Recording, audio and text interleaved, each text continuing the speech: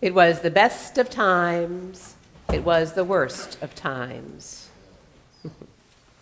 Those oft-quoted words are the opening words of A Tale of Two Cities by Charles Dickens. And I repeat them today because they are words that are true about the times that we live in, just as they were true in Dickens' time, and just as they were true in the time of Joseph and Mary.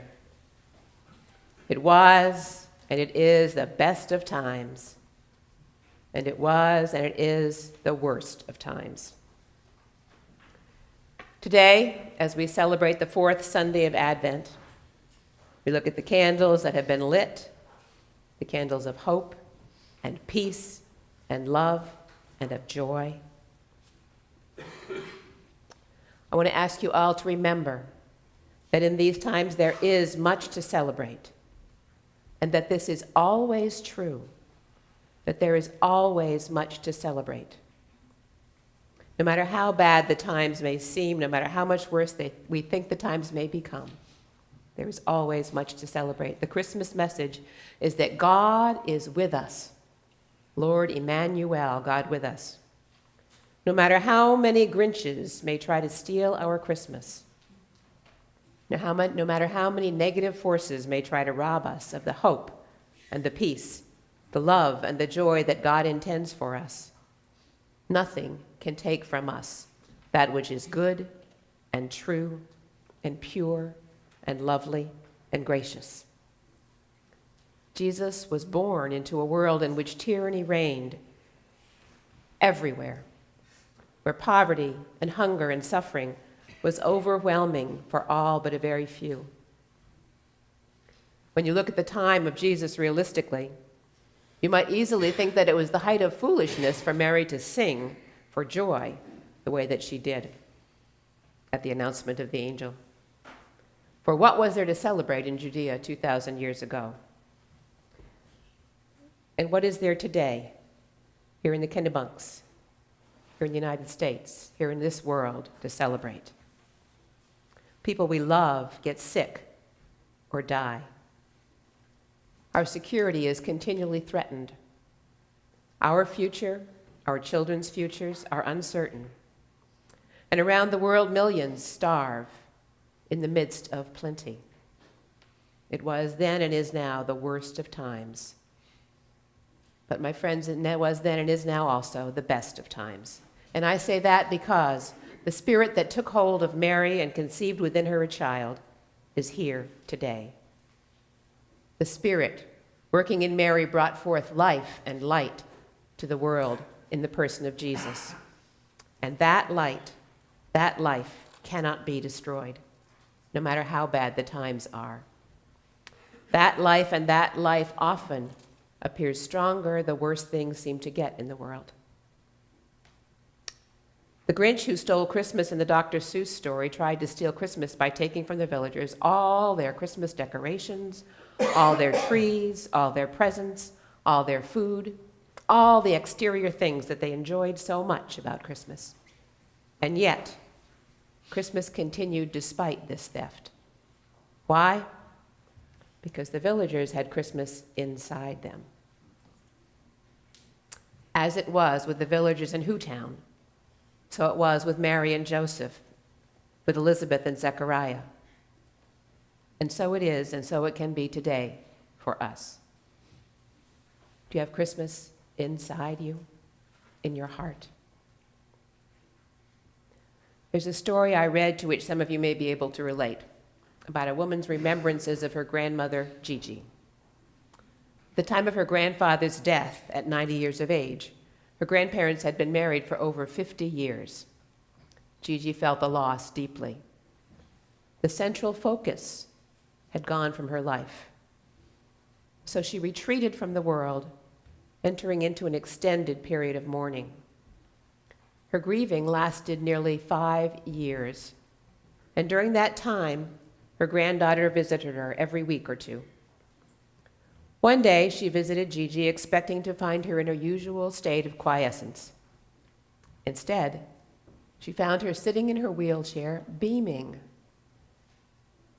When she didn't comment quickly enough about the obvious change in her grandmother's demeanor, Gigi confronted her. "Don't you want to know why I'm so happy? Aren't you even curious?" She went on to explain, "Last night I got an answer. I finally know why God took my husband and left me behind to live without him.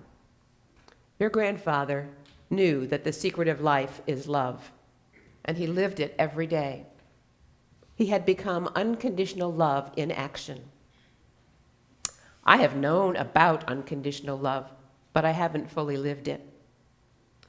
That's why he got to go first, and I had to stay behind. All this time, I thought I was being punished for something, but last night I found out that I was left behind as a gift from God. God let me stay so that I could turn my life into love. You see, you can't learn the lesson after you die. Love has to be lived here on earth. Once you leave, it's too late. So I was given the gift of life so that I can learn to live life, live love, right here and right now." On one of her granddaughter's subsequent visits, Gigi told her of something that had happened to her that very day. "This morning, your uncle was upset and angry with me over something I had done. I didn't even flinch. I received his anger, wrapped it in love, and returned it with joy." Her eyes twinkled as she added, "It was even kind of fun." And his anger dissolved. Though age continued on its course, Gigi's life was vigorously renewed. In the last days of her life, the granddaughter visited her often in the hospital. As she walked toward her room one day, the nurse on duty looked into her eyes and said, "Your grandmother is a very special lady, you know. She's a light." Yes, light, love, joy lit up her life, and she became a light for others until the end. At this time of year, we need to let joy and love into our hearts. If your heart is aching this Advent season for any reason, the loss of love in a marriage, the memory of someone you love who is now with God, concern about a young child, concerns about your health, don't let despair defeat you. If you have recently lost a loved one and that person could come back and stand before you right now, they would not tell you to continue to grieve for them. They would tell you, "I am at peace. You be at peace also. That is my wish for you." If something stands in the way of joy, let it go. Enjoy life. Relish every moment. We do not know the day or the hour. Do something positive, something heartwarming, something that will bring someone else joy. Joy has a way of boomeranging, giving the person who gives it more joy than the one who receives it. One thing many people have forgotten in their Christian pilgrimage is the duty to be joyful. Doesn't that sound funny? The duty to be joyful. And yet it is part of our Christian journey. Maybe one of the reasons that Jesus used a little child as the sole embodiment of the kingdom of God is the innate joyfulness of little children. There's a story told about a man from Louisville, Kentucky, who had to travel to St. Louis on business. This was years ago when Christians still kept Sunday as a very special day. Some of you remember that. For this man, keeping the Sabbath meant not riding the train on Sunday. So after he finished up his business late Saturday night, he had to stay over in St. Louis until the following Monday morning. On Sunday morning, he left the hotel looking for a place to worship. The streets were quite deserted. Finally, he saw a policeman and asked him for directions to the nearest Protestant church. The stranger thanked the policeman for the information and was about to walk off when he turned and asked the policeman, "Why have you recommended that particular church? There must be several churches nearby that you could have recommended."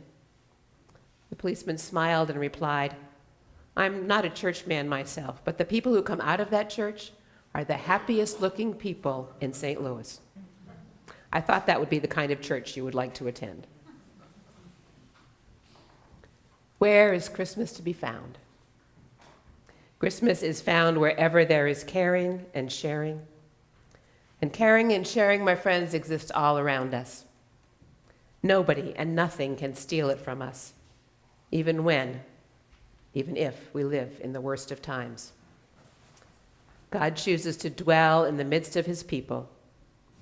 The Son of God was born in Bethlehem, one of the least of the towns of Judah, born to be the servant of many rather than to be a king.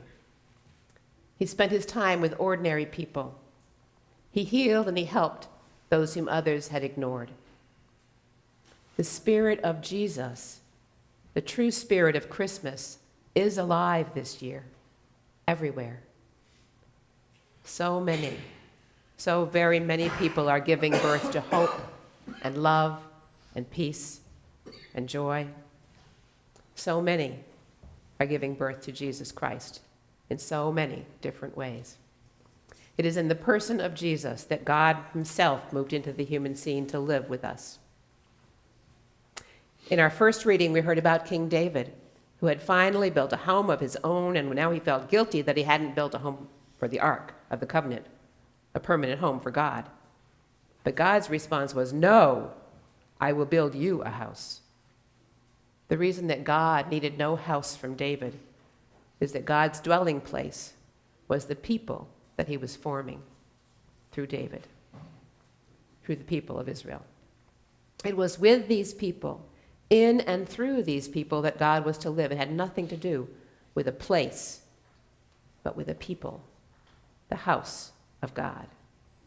We say the church is not a building, the church is not a steeple, the church is not a resting place, the church is a people. Yes, amen. God is still keeping that promise to David. God is still providing a house, a people.